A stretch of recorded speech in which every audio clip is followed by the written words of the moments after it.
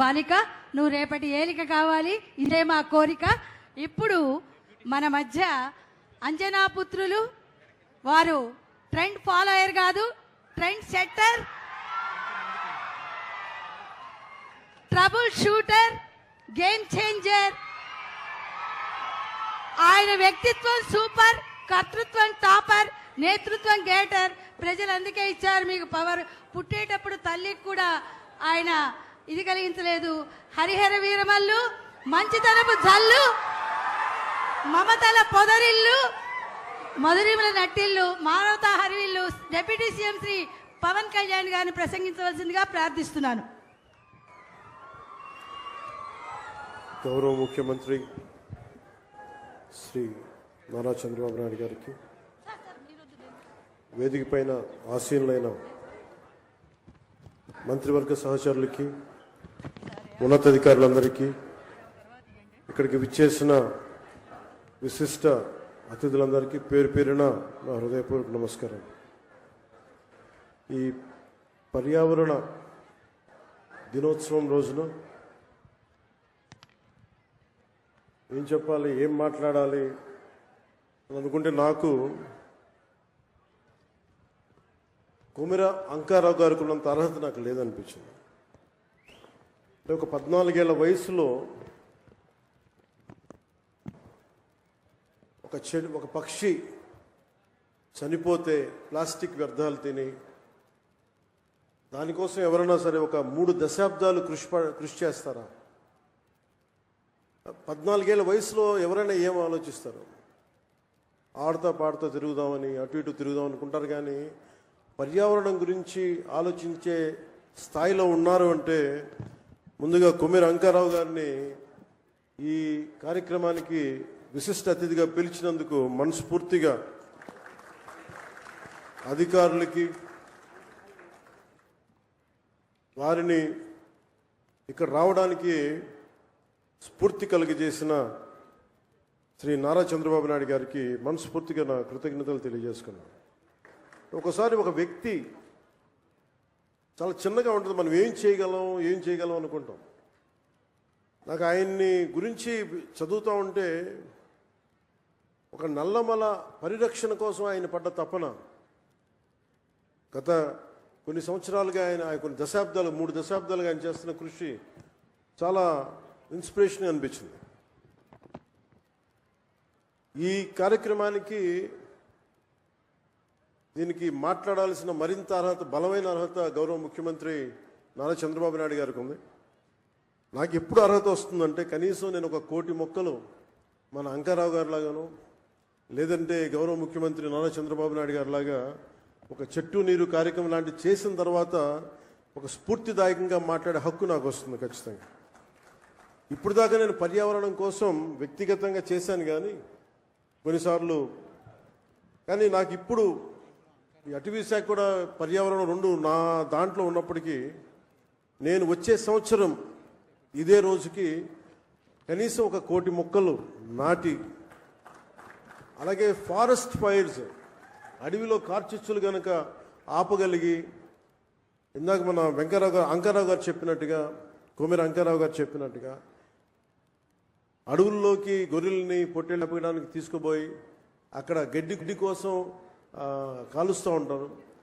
వారికి కొంత అవగాహన సదస్సులు పెంచి వచ్చే సంవత్సరం ఇదే సమయానికి మనస్ఫూర్తిగా మీతోటి అనుభవంతో మాట్లాడతాను.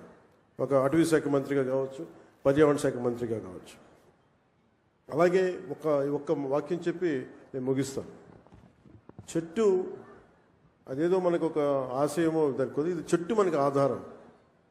కేవలం పక్షులకి వీటికే కాదు, ప్రతి ఒక్కరికి చెట్టు లేని జీవితాన్ని ఊహించుకోండి. ఇదివరకు మనం పెరిగేటప్పుడు ఒక 30 సంవత్సరాల క్రితం ఎవరన్నా మా ఇంటికి వెళ్ళాలి అంటే అక్కడ పెద్ద మర్రి చెట్టు ఉంటుంది. ఆ మర్రి చెట్టు నుంచి కుడి చేతిలోకి వెళ్తే ఇది దారి ఉంటుంది. ఎవరిని ఇల్లు ఫ్రెండ్ ఇల్లు తెలియాలంటే ఎలారా మీ ఇంటికి రావడం అంటే మా ఇంటి ముందు గోరింటాకు చెట్టు ఉంటుంది. ఇట్లాంటివన్నీ పోయినాయి. ఇప్పుడు అసలు చెట్టే ఆనవాళ్ళు అయ్యేది.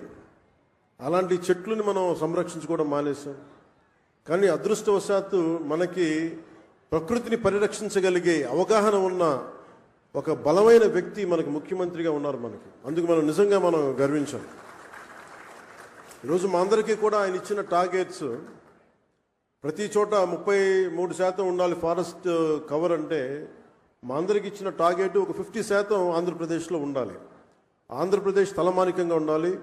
ఈ పర్యావరణానికి సంబంధించి కానీ, అటవీ సంరక్షణకు కానీ, నగర వనాలకు కానీ, చెట్లు విరివిగా పెంచడానికి కానీ వాటిని స్ఫూర్తిగా తీసుకొని వచ్చేసారి మనస్ఫూర్తిగా కలుస్తాం తెలియజేసుకుంటూ మీ అందరికీ మనస్ఫూర్తిగా ఈరోజు గౌరవ ముఖ్యమంత్రి గారు ఏం చెప్తారనేది మీతో పాటు నేను కూడా వినటానికి సంసిద్ధంగా ఉన్నాను. వారిచ్చే సూచనలు సలహాలు తీసుకొని వచ్చే సంవత్సరం ఆయన మీద మనం పెట్టిన బాధ్యతని బలంగా నిర్వర్తించి ఆయన మెప్పు పొందేలాగా మనందరం ముందుకెళ్ళాలని మనస్ఫూర్తిగా కోరుకుంటూ సెలవు తీసుకున్నాను. జై హింద్. ధన్యవాదాలండి. ఇప్పుడు మన మధ్య ఒక రాజనీతిజ్ఞులు ఉన్నారు. రాజకీయవేత్త నెక్స్ట్ ఎలక్షన్ గురించి మాట్లాడతారు. రాజనీతిజ్ఞులు నెక్స్ట్ జనరేషన్ గురించి.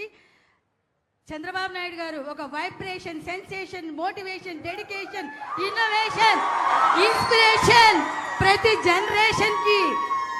మాది కుప్పం, మాట తప్పం, గొప్పలు చెప్పం, నారా హమారా అంటున్నారు ప్రజలు.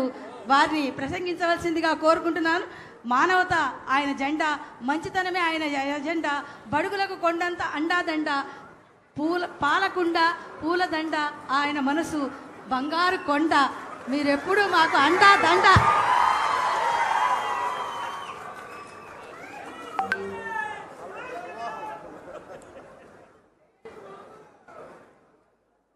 ఉప ముఖ్యమంత్రి, అటవీ శాఖ, పర్యావరణ శాఖ, అదే మరి పంచాయతీ రాజ్ శాఖ మంత్రివర్యులు, అదే మరిగా ఒక మంచి మిత్రుడు శ్రీ పవన్ కళ్యాణ్ గారు, సహచర మంత్రివర్గ సభ్యులు, వేదికపై ఎటిఆర్